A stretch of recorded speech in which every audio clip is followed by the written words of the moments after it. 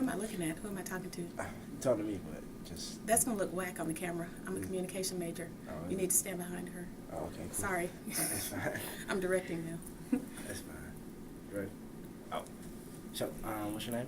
Carly Williams. Nice to meet you. Very nice to meet you. The How's it looking? It's looking good. I look like do I look like Michelle Bachman looking off, into space somewhere? Okay, go ahead. The question is, what is your preference when dating? Men. And ethnicity-wise. Actually, I've been married for 23 years, so I'm not used to dating very much. I've been divorced since 2004, and since then, I've dated a younger man, an older man, and briefly a white man. And I like men. I have 3 grown sons. I prefer black men, but I prefer the character of the person over the color. So, and I prefer someone my age rather than younger or much older. But I just love men, and I think, health conscious, intelligent, good sense of humor. Do you have a light skin, dark skin preference? Heck no. Actually, I was married twice. My first husband was very dark. My second husband was part Native American and light.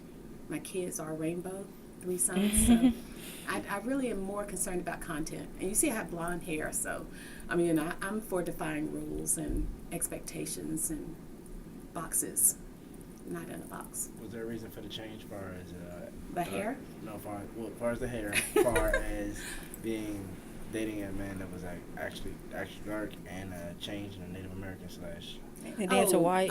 No, it was about the connection, the personality, and the conversation, and the goals, and the family values. It was about, the content of that person rather than the exterior, the packaging. No one gets really to choose what package they're in, whether we're male, female, whatever gender, orientation, and even, our economic status. We don't get to pick those things. So I rather concentrate on the things that people develop themselves, the things they do intentionally, and that's who they are really inside. So I don't really have a preference. Thought I had a preference about age, but turns out I don't have much of a preference that way either. Within a certain range. As far as if you went to HBCU, do you think that your preference would have changed before you got married? After you got divorced? You think would have changed? As far as? Dating a black man instead of dating the white man that you did date? Actually, since I was married so long, I don't know if I really had many opportunities to date other people, period, of other races or ages or economic statuses or whatever. I was married, and people respected that I was a married woman. So now that I am dating, I'm a full-time student here and graduating in May, so I haven't really had, much time to date, as I've been busy doing homework. But I don't really draw a line right now. If someone is interested in me and if we can have a good conversation and if we are attracted to each other, I would date them. And do you know exactly what colorism is? Yes, I do. And what is that? It's, I think it's pretty much like a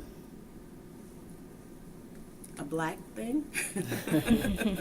It may be in other races too, because I do know that in my studies of race with the Institute for Dismantling Racism, if you've ever heard of IDR, they did a presentation or workshop on Hispanics, and that's really within their culture too, that they differentiate people and their beauty and their preference according to color and hair, kink or straight. So, colorism to me is just a way that blacks discriminate against other blacks. And do you see that on this campus at all? Any colorism? Oh, yeah. Right. Well, I see it, period. Yeah, I see it. My son, my youngest son, is very light-skinned and has wavy hair, and people treat him differently than they do my older 2 sons, who are darker skinned, and one has dreadlocks. It's everywhere. It's not just black on black, but it's just our society. In fact, when I was talking about the Hispanic workshop, they call it bettering the race to marry someone lighter. You know, it's called mejorando la raza, like improving the race. So that's something that is a cultural dynamic in a lot of different races. And, you know, race is a construct, but, you know, in a lot of different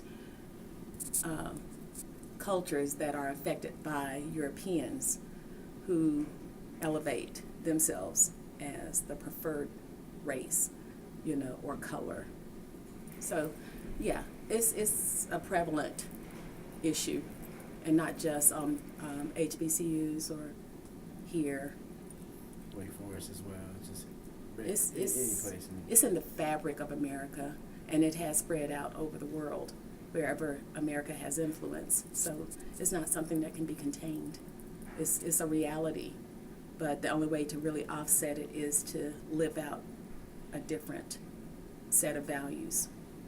You know, by dating people regardless of their color. You know.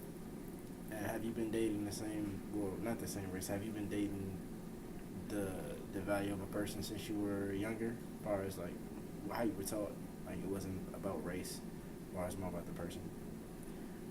Actually, I'm very old, and I've been race conscious for a while. Any of my friends around campus know that. I bring that to our discussions in the classroom, you know, with traditional age students and adult students like me.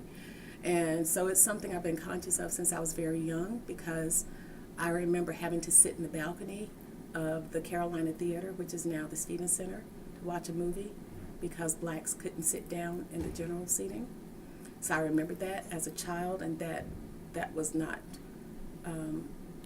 a very good way to represent our Christian sisterhood and brotherhood, because we're there watching the Ten Commandments. I know.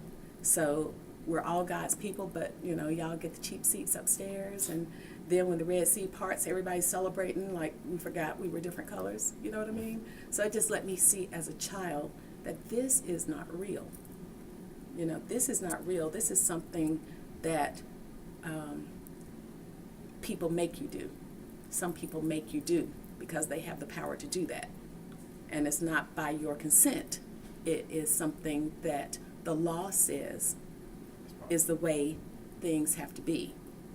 And that meant the laws needed to change, or that people needed to understand and know each other better to know that this was silly, you know, and a non-issue, pretty much. And you just have to live that out and raise your kids to be conscious. My sons are conscious. My grandchildren are conscious human beings. So, you know, we have affected a change in this world, whether it's a small ripple or not, you know. All right. This is a new day. I appreciate it. You're welcome.